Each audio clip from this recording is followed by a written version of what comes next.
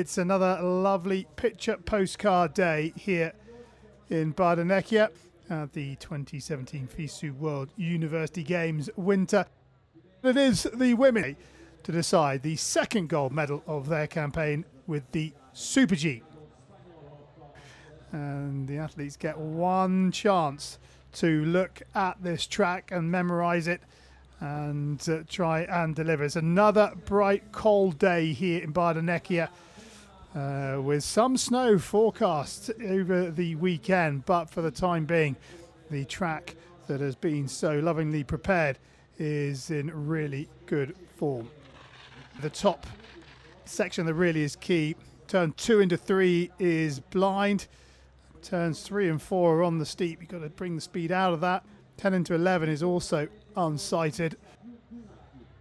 So here is the women's start list, and we have 35 racers. Keep an eye out for the medalist, or the top 3 from the Alpine combined Super G. Louison Acambray going at 3, Sophie Nyberg at 6. But have a look out for Delphine Darbelay, 15. She didn't race in the Alpine combined, but comes into this race as the top ranked skier. Lara Fletzberger gets day 3 of Alpine action underway as the Super G gold medals are decided. Now Fletzberger. Let's have a look at this pattern of gates. Now here's this second turn. It really drops away. You can't see that third gate. This is really steep down through here, through 3 and 4. Then the double gate in 5. This is 6. Turn 7, 8, and now the blind turn 9 into 10, and then this left is also blind onto this blue gate. Try and take the speed through this second steep section. And then the double red and blue gate, and now it starts to flatten out, and this is where the racer needs to carry the speed from the steep onto this flatter section. Can they stay in this tuck position all the way down? You can see Fletzberger's trying to get into that tuck position, then opening up. She gets pushed wide to her left hand side, and she's late in the line. You can see all the turn happening after the gate, and Fletzberger now 101.89. Too many errors in the bottom half. Eleonora Pizzi of Italy. Well, the Italians will be certainly hoping that the run continues. The last 3 times that Italy have hosted the FISU Winter Games, an Italian has won the women's Super G. Can they make it 4 from 4? Well, we'll have to wait and see, but Pizzi, more of a slalom skier, and the GS skier, was 15th in the Super G leg of the Alpine combined 48 hours ago. 34.64, and she's outside that by over a second. So Pizzi with plenty of work to do, but Fletzberger made a lot of errors on this bottom section. Got pushed wide on the turn and never really recovered. Better from Pizzi. You can see she's doing more turns above the gate than below the gate, but is it enough to take the lead away from Fletzberger? The answer is no. 1.34 off the pace. So Louison Acambray of France. She was 4th in the Alpine combined and 4th in the GS 2 years ago, but stepped onto the podium in the Alpine combined. Oh, and she looks a little late. Gets the angle back to find the line once more. But has she done enough to take the split time? 34, yes she has. She's 66 hundredths the right side of the clock. Great skiing from Acambray. And can she find the line? She was just over a minute 48 hours ago. Well done, Acambray getting back. You can see there's a few lumps and bumps though that are knocking her out of the ideal tucking position. And she takes the lead, but she is exactly 6/10 slower than she was the other day.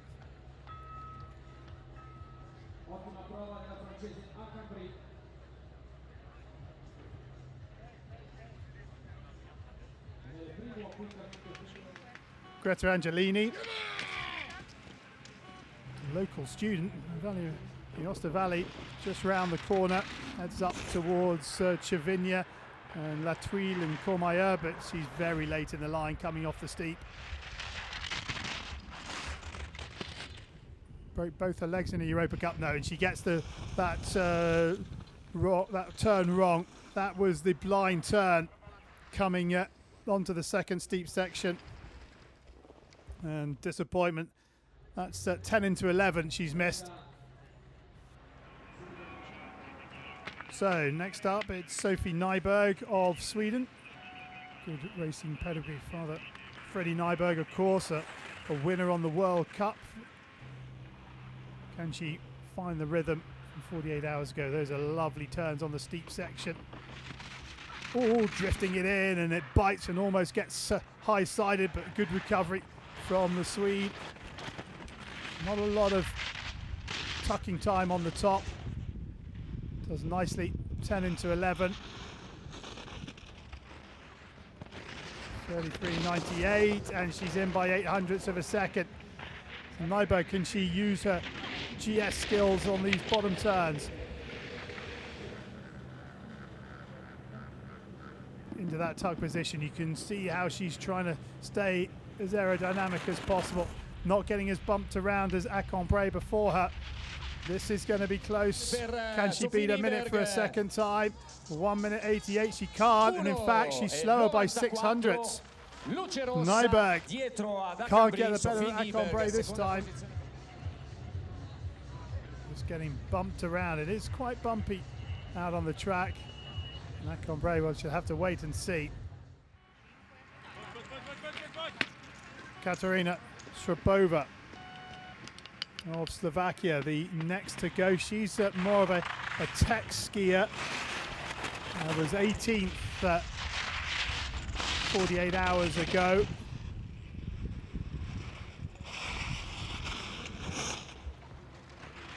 The distance between the gates at the top, about 36 meters or so, and it really opens up on this bottom section out to about 50. So you try to control the pace of the athletes on the steeper section and allow them to let the skis run lower down.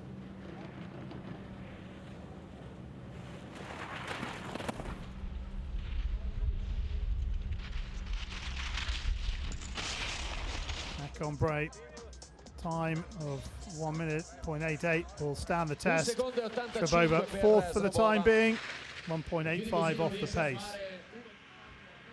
So the oldest competitor in this race, Anastasia Shepelenko of Ukraine, 11th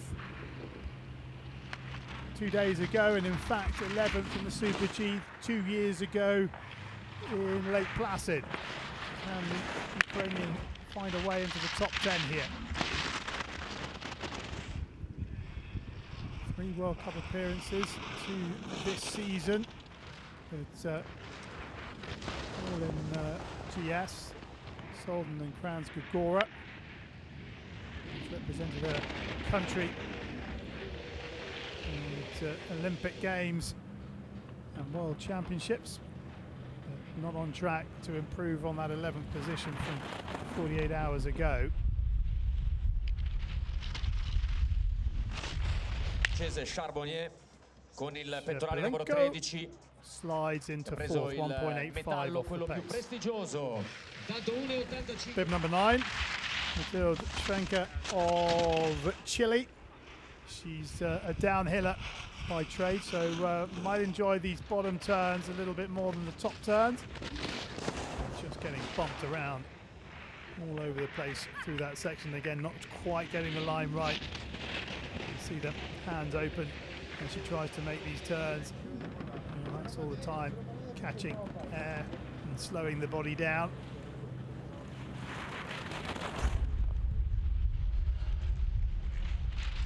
Acambray's time will stand this test. Poi 3 atlete da tenere assolutamente sott'occhio. 105.19. Tanto il tempo di Schwenke 1:5:19.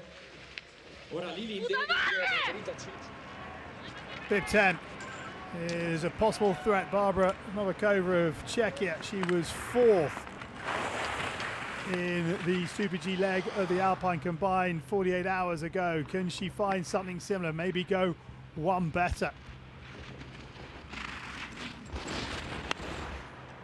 Not too bad.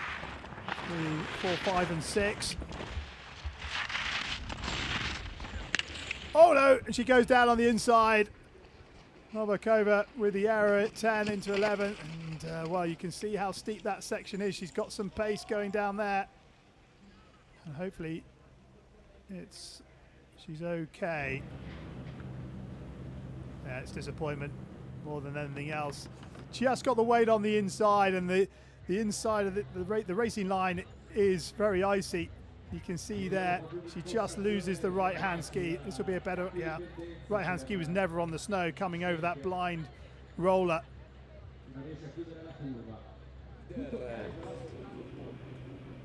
So there's our standings at the moment.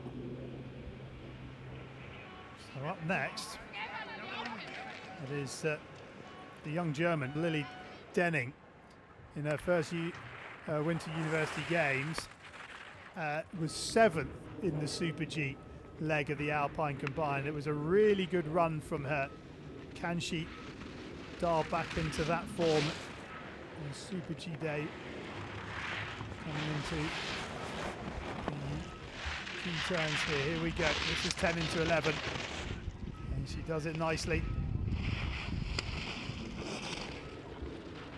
What does the clock say? A little bit more tentative than the other day. 1.5 off the pace. Now she's got to let the skis run down here if she can.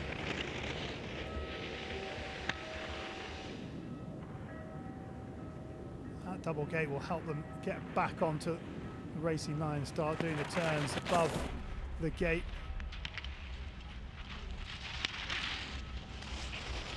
And Denning is going to be outside, but by how much? 3.42, 7th position for her. So I'm not sure she's going to repeat the finish of 2 days ago.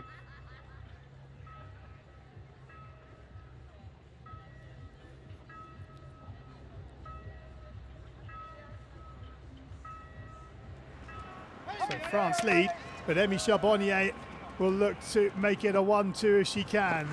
Pulling to the first.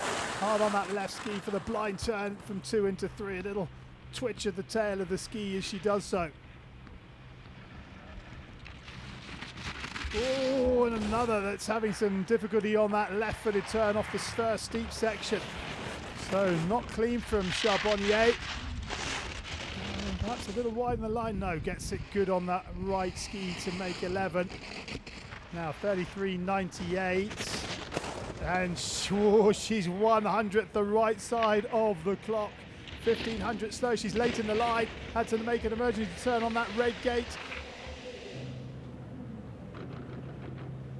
The double will help her regain the racing line, but has she skied the extra meters that will be on the clock? And again, a lot of the turn after that blue gate. This is going to be mighty close.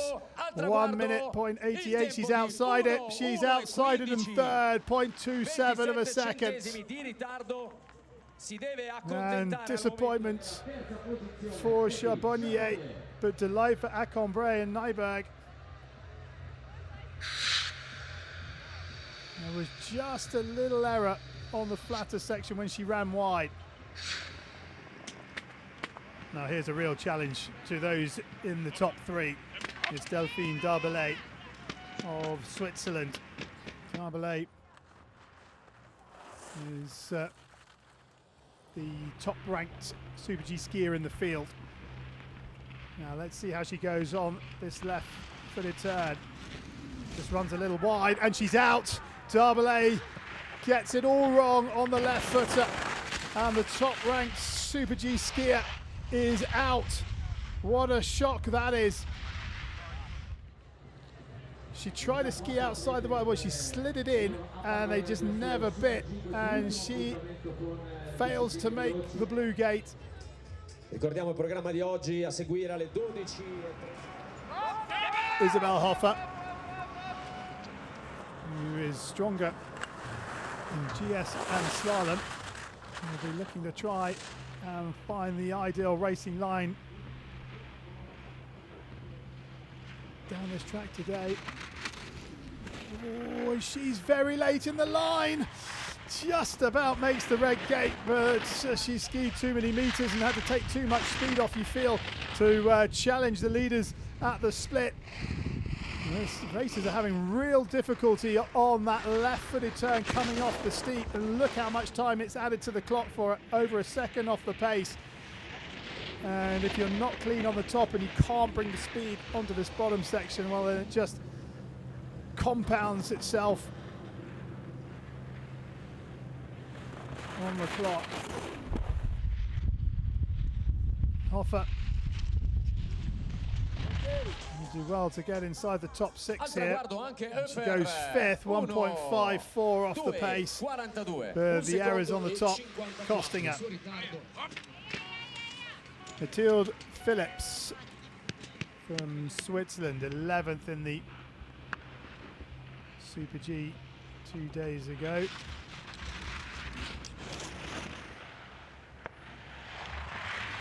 Nice and clean, but doesn't look as fast over the snow as those before her.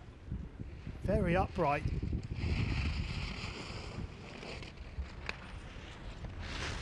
And yeah, that shows on the clock, 1.1 off the pace for Phillips.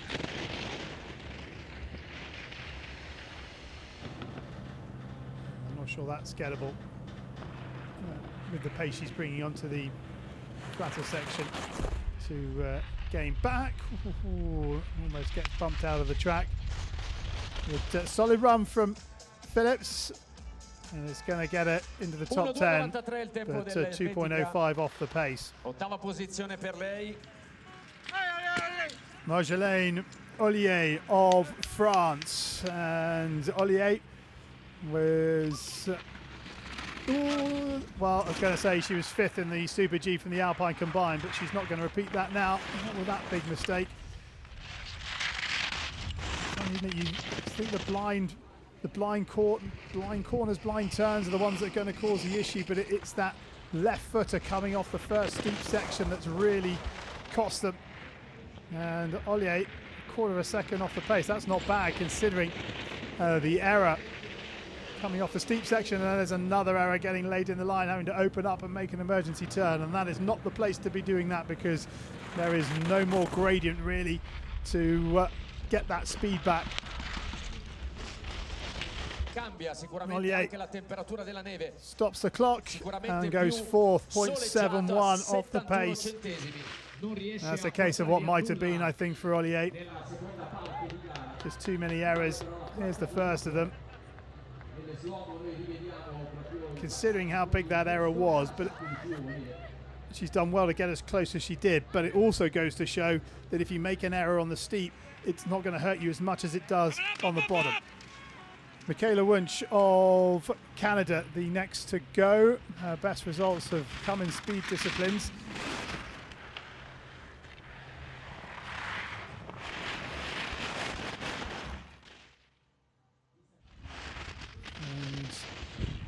Wunsch successfully through 10 into 11, but how are those opening turns? What does the clock say? The clock says that she's over a second off the pace, 1.5 seconds off the pace of our leader. And you would say, given the performances from the Super G 48 hours ago, there's probably only a couple left that could upset the apple cart unless somebody produces something special. Wunsch 2.62 off the pace. Martina Secchi of Italy. Can she bring some success for the Italians?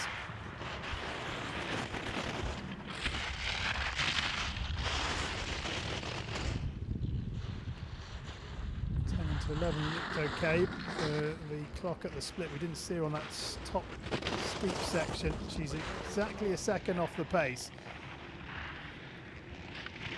And she finds herself a top 5.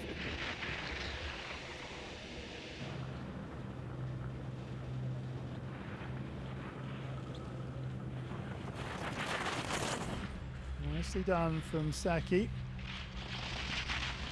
Has she been direct enough to limit the time loss on this bottom section? She's over 2 seconds off the pace. 2.17 goes 10th. Lisa Kuster of Switzerland the next. Nope, she's out. No, she's not out, but she's a long way offline, that's for sure.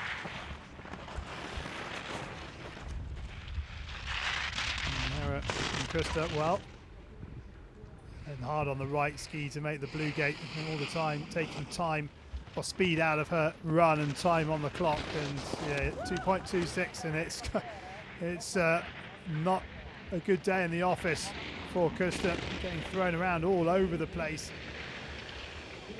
Still on track, but far too many errors. Cost her dearly on the clock, that's for sure.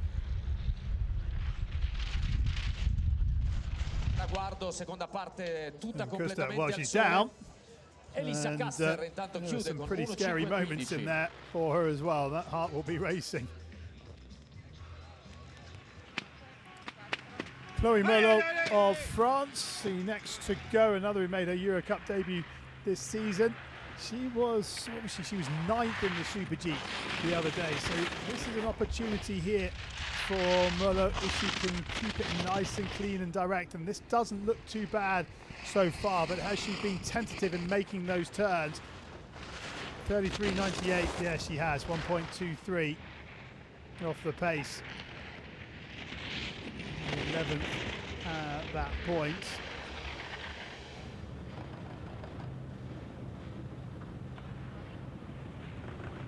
It doesn't look as if anybody is going to break a minute today. The last of the top 10 from the Super G in the Alpine combined stops the clock at 102.74 and goes 9th. She finished 48 hours ago. So that's it. The Women's Super G is being decided, and it is France who take the win. Louison Acambray with her time just over a minute. Nyberg, second in the Alpine combined 48 hours ago. Second here. Charbonnier, winner of the Alpine combined, slides into 3rd place. And the top 4 separated by 7/10. Everybody else outside of a second off the pace set by Acambray, and France win the Women's Super G for the first time since 1993.